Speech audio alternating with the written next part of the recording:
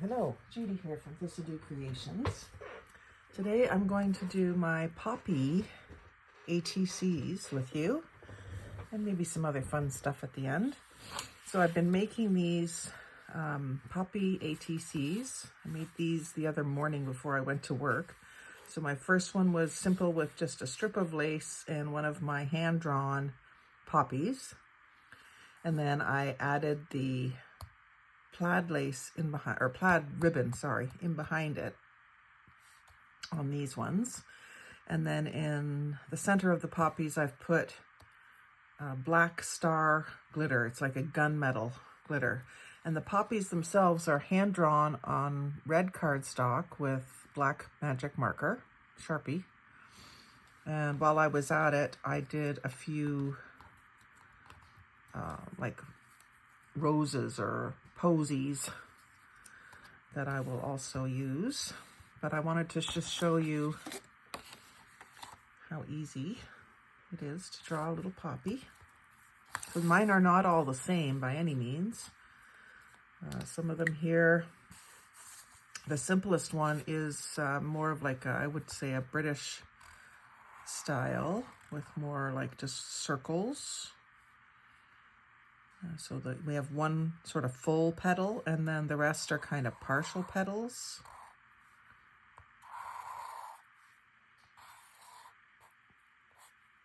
And then what I did in the middle was I drew sort of the very end of the pod, seed pod. Markers out of juice. And then just a bunch of little dots. If you're not going to put the glitter in the middle, then you'll need to detail the middle a bit. You can darken up your lines. My husband thought that these were stickers when I showed it to him. And then the other way you can draw a poppy is with some very loosey-goosey hearts. And they're, again, not complete hearts.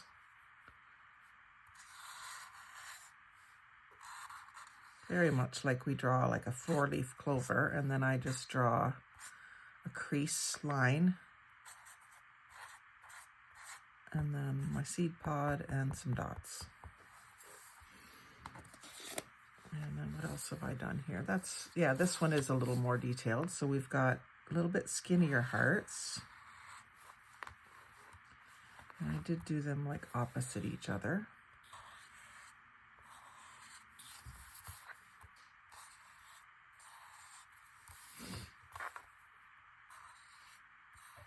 And then in behind that, we just draw some little squiggles to kind of round out the flower. And then that in the center. So they look very simplistic, very basic when they're just on the page like that. And then you just fussy cut around them. And I did leave a little gap. I'm going to try one where I go right along the edge of the black marker. I didn't mind having the red border around it because once I inked it, it looks fine as far as I'm concerned. But I'm just going to try one like this just to see. I think why I like it is because it's up against black cardstock in my case too.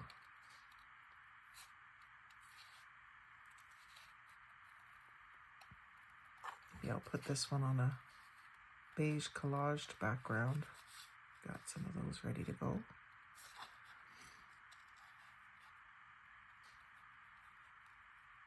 So it's still October, but I'm sort of trying to get ahead of my November videos. I think November's going to be a busy month at work. And I do have some stuff planned with my dad too. So there's a fussy cut poppy. And then once you, I didn't even put the crease marks on this one. I think I will on this one. You could even do 2. Make it look a little more dimensional. I was just noticing I picked up an actual poppy from the Legion yesterday. They have quite a few crease marks in their poppies. I was really disappointed with the quality of the poppy this year. Now I just picked up one, but this was actually way off center. So that's what the poppy looked when I got it. This looks really rushed. So I moved this pin over a little bit, but just the way it's crimped here, it's not been put into the crimp die properly. That's the first time I've seen such a poor poppy come out of the box. So anyway, they just don't make things like they used to. You can say that for everything now. So I'm gonna just put one of these on just a plainer background and see. So I'm gonna ink this up. I really like my black backgrounds with them. I think it's very striking, but I just want to see, because this doesn't have the red edge around it. I was using this ink last night quite a bit. I inked up a whole big pile of these folded book page pockets for my next video. And this is just a cereal box that I collaged on and then cut it up. I'll probably brown up the back quite a bit so it's not so gray. And then once you ink this around the edges, it gives it more dimension as well. It's very subtle with the dark brown on the red, but it does make a difference. I mean, you can see that just from here to here, that it does give it some definition. Doesn't quite make it look 3D, but it makes it look more interesting. So I don't think I want to, well, maybe I will. I was going to say I don't want to cover up the background too much. I'll get this lace has kind of got an iridescence to it. Excuse me. I'm fighting off everything that's going around. It's nearing the end of October and COVID is back in town and a lot of people at work are sick, so I'm trying to take my downtime and rest, eat well, all the things. So I'll just stick that lace right onto the 3-in-1 glue. And that doesn't obscure the overall coloring of the background too much. And then I think I'm just going to put this one down, just let it be really simple. I'm kind of hoping that I can get my hands on some either magazines or some sort of things I can fussy cut the words lest we forget before it's time to send these out and trade them. I mean, we'll have to be doing it soon if we want them to arrive at their destination before November 11th, but I did offer up a trade this morning to a lady who I kind of collect her cards, Cheryl Campbell Corbett, if you're watching. I didn't send her these, but maybe I will. She hasn't answered me yet, so maybe I'll add these to the list of available cards. So that's how I do those. I'm gonna try inking this one with the red edge around, and this doesn't have quite such a dark line. I really like the way these turned out. I wasn't sure if I was even gonna do them. My first time drawing flowers for this. I've drawn flowers in my life before, but first time I've tried it for my current paper crafting journey. And then this one I got a little more fancy and did the stalk and the leaf and a bud. So hopefully it's not too big. put it on black, I think. I can put it kind of kitty corner and it'll just fit if I bend it a bit. So I will put the strip of this in behind. I think I'll put it like here. So what I do there is I get it cut to the length I want. And then to do this double-ended ribbon look, I fold it in half. I've had trouble in the past getting the cuts even on these. So, and then I fold it in half again, just even up my ends.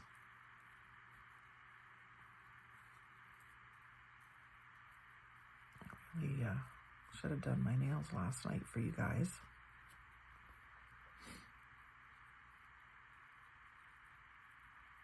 So get those as even as you can, and then start on the folded side and cut down towards the outside edge to that corner. And then all 4 of your angles are the same and it's even top and bottom. And then I was using the 3-in-1 to glue this down. So again, I know it goes pretty much the full length of the card, so I can put a string of this all along there. And then I'm just going to go like this. Oops. I don't really want too much exposed on the black card because this is very matte finish, black cardstock, and I don't want that shininess of the glue. Although this glue tends to ball up and rub away. I'll just show you. It does discard the color of the black just a little bit. It leaves it behind.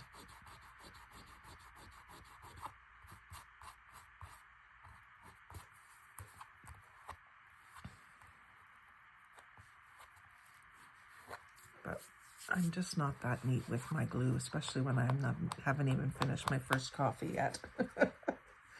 And then the lace one, I think, will help the darkness of the card not be so much. And I'm going to put it kind of the point of this lace in the center of this point, if that makes sense. You'll see in a second. And I'm making it a little bit shorter.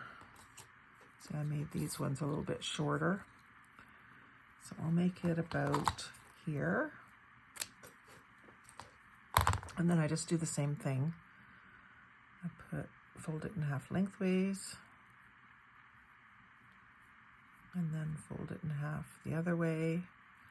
And then start at the folded side and go to the outside edge. And then you get that all done in one cut. And then I don't save the little triangles. I find them too difficult. Well, these ones wouldn't fray anyway. If they would fray, I might save them, but these aren't really fraying ones. Where did my card go?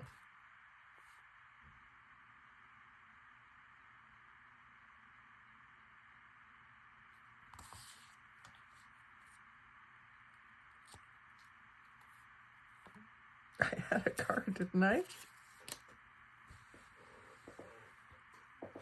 It is. I don't know how it got way over there. Must have got stuck when I picked up those little pieces.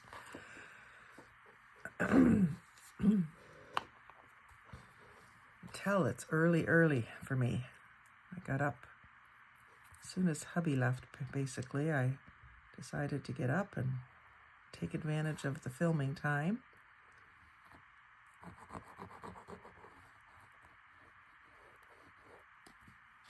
So I find the 3-in-1 just works quick and it holds them down really well.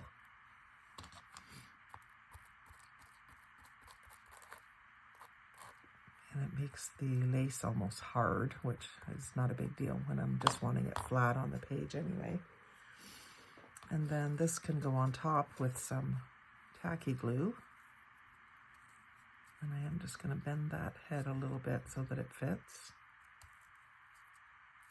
And just maybe I should go this way. It's different when I'm covering up so much of the ribbons with this extra bit. Maybe I'll save that. I was going to decorate a pocket for you too, so maybe I'll save that for the pocket. I'm not liking how that's turning out, and we'll do this one. And because I've got this marker right to the edge here, I'm going to just fussy cut around it without leaving the red band. And of course, you could always, once you're really comfortable with a shape, you could cut it out and then edge it with the marker. But if you aren't perfect at cutting it out, you can always go back and touch it up with the marker too. So it's very forgiving.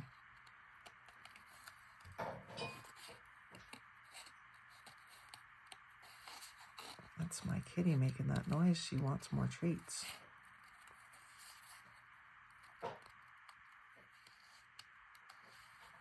See there, I left a little tiny sliver of red. So the inking would take care of it, but because I've decided to leave the black edge, I think instead of inking it, I will blacken it with the marker. I'll just show you how easy it is to fix that. Just to encourage you to try. So you can just go back with your black magic marker and just touch any places, or even just do the entire edge. Now I got a spot there that's kind of not a smooth cut. It's a bit of a point. Don't get many of those anymore. You find you get better at that whole fussy cutting thing the more you do it. And you can just go around and sort of ink the edges with the marker to get them all blackened, because the cardstock is red all the way through. Gets rid of that redness.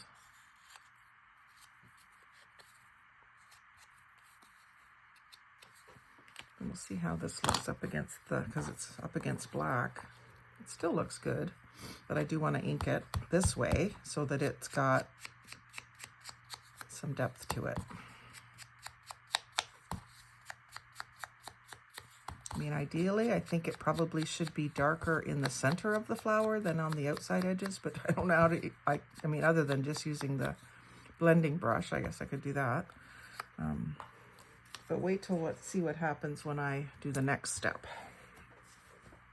So I think this is going to look fine. It's a bit big for this one because, again, I'm covering a lot of that lace up, but I'm going to go with it and just glue that down.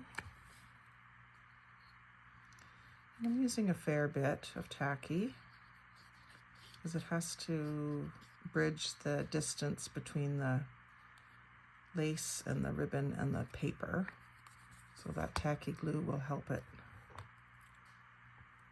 stick down, and I just hold it a bit, just for a few seconds. And then what I did for the centers to make them a lot more dimensional was I'm sure you could use more of the 3-in-1, but I had this, I'd started out, I was going to just use this nail polish in the middle. And this is some yellowed top coat that I didn't want to use on my nails anymore. It has the clear iridescent flakes in it, and I was going to just put those in the center. So I had dabbed it on like this. And I thought, oh yeah, but it really shouldn't be clear, it should be black, even though you were seeing the black underneath coming through. I thought it really needs more. It needs more.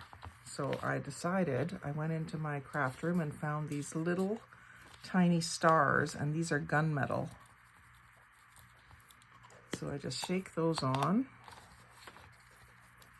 shake it around, let them get all into the glue. It's nail polish.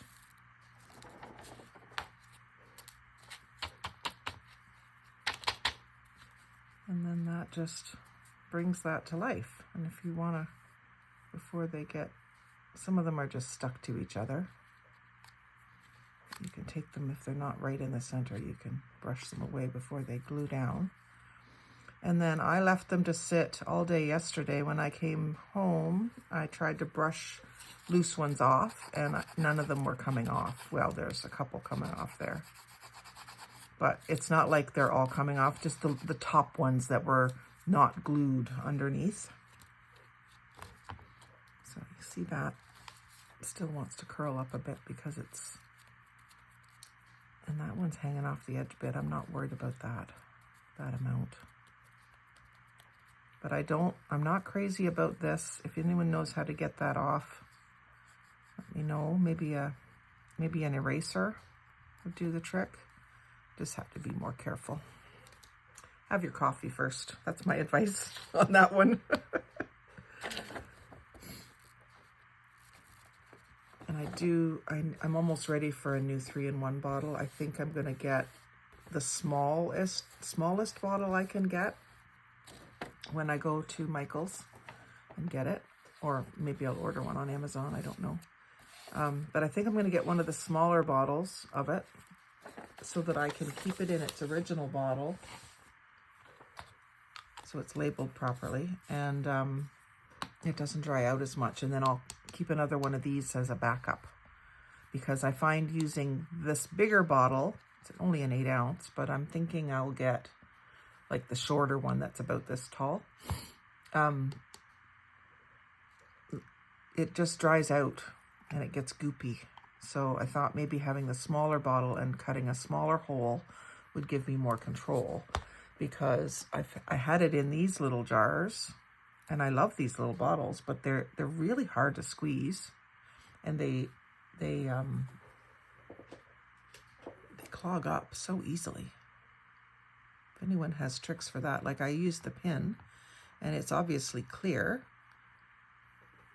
but then when I try to squeeze the glue onto something, it just doesn't want to come out. Oh, there it goes now. I put some, day before yesterday, I put some nail polish remover in to thin it a bit. That must have gradually worked. It wasn't working right away because the glue that was in here was just like a gel. It wasn't going to flow. So that's the other thing. If your stuff starts to get goopy, you can add a little bit of nail polish remover. Just don't add too much. Or you thin it out too much, it won't likely dry as fast. So anyway, that's my poppy journey. And then I thought I would do a little book page pocket for you. I've got a bunch of these to do today. So just as a bit of a warm up, I think I'll use the same sort of design.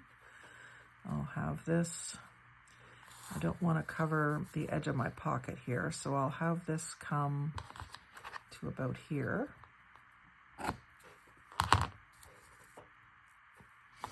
And I'll do the same folding trick, just so you can see it again too. So fold it in half, try to get your edges even so that your points are even, and then fold it in half again. And then start cutting on the folded side and go down towards the points. Get them all lined up first. I think I'm going to use these sharper scissors for this.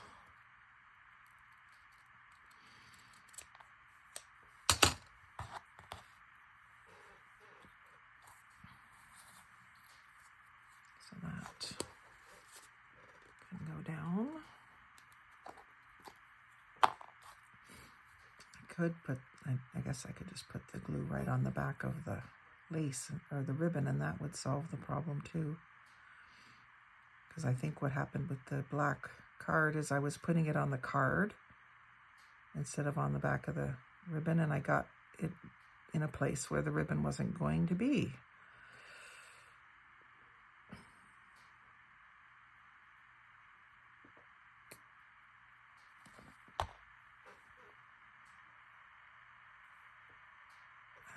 I don't want to cover up those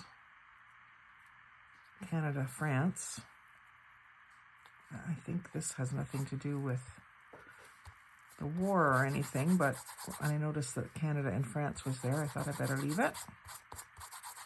It's something to do with animals, but Okay, so there's that. So then this can go like this and you'll still be able to see that.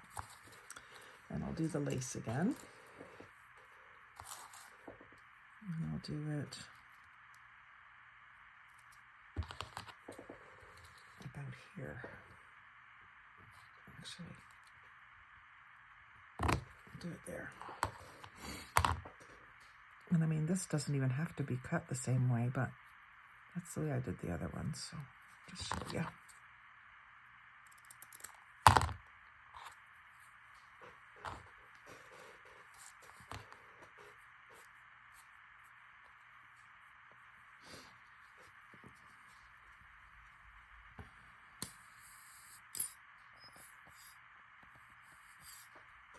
I almost bought some of this on Wednesday and I don't know why I didn't.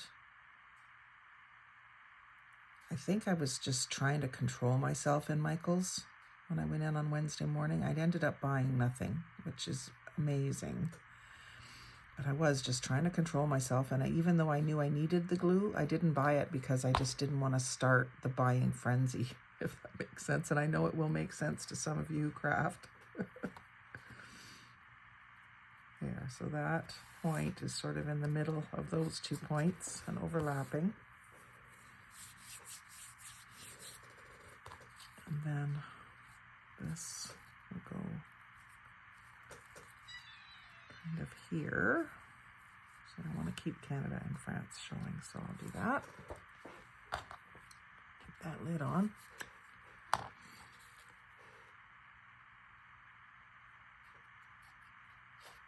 Good amount of glue.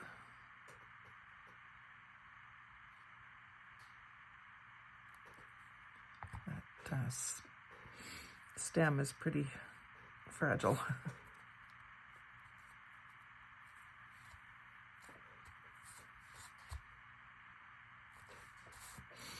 And we'll get our nail polish out again.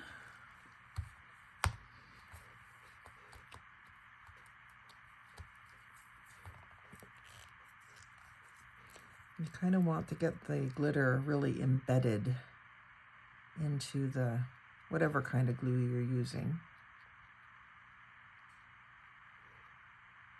So you put a fair bit of it.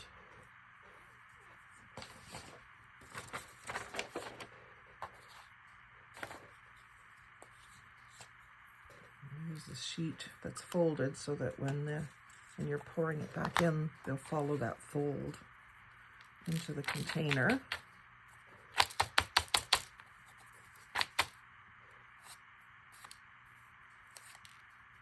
Try to get any stray ones. Some of these are going to have a little bit of glue on them now. But I just think that that really makes it kind of pop. That bit of starry glitter. It doesn't have to be stars. It could be tiny little black beads or just black glitter. But I just thought the stars were really neat. They're not quite black. They're more of a gunmetal, but they do the trick.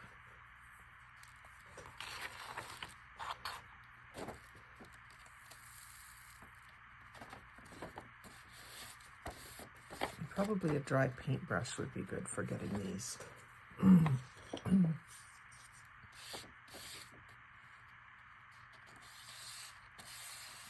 If you have one of those little trays that's a funnel, I do have one. I should bring it out here and use it, because that would make it even easier. I have lots of tools that I have tucked away and forget I have them.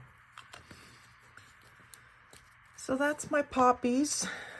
So I will get these posted for trade and probably make a few more, maybe give some away out in the community in the next few weeks after the end of October. Some people that would appreciate them, that I come across in my day-to-day life, as well as people that I trade with. And then the little pocket, I'll use that to probably send some.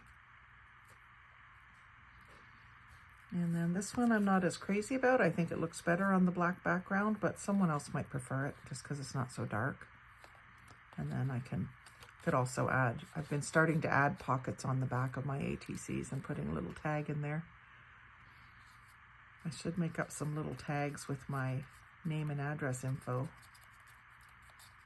Anyway, I really like the way those are turning out, and I can't wait to use the little roses. It'll give me another little thing that I can do in front of the TV too, just a little doodling. And maybe I'll even keep a little notebook in my purse for doodling when I'm waiting. I'm waiting a lot lately. Okay, so thanks very much for watching. Like, comment, share, subscribe, and tune in for the pocket decorating video, which I'm making next. Have a great day.